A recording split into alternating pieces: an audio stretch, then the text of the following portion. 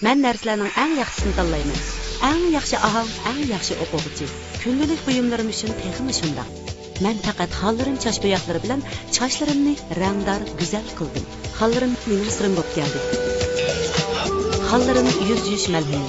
Sog'lom, parqaroq ay yuzimiz xollarim bilan texmi jalalansin. Xollarim.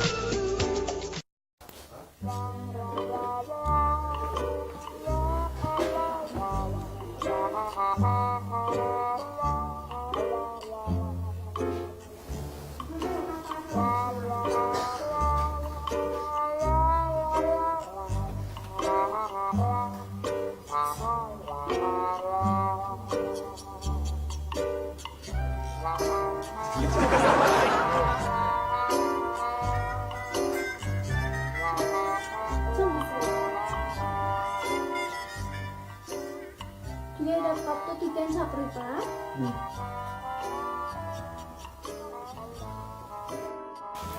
Kaan, Hah? samaylı mı? Tamam.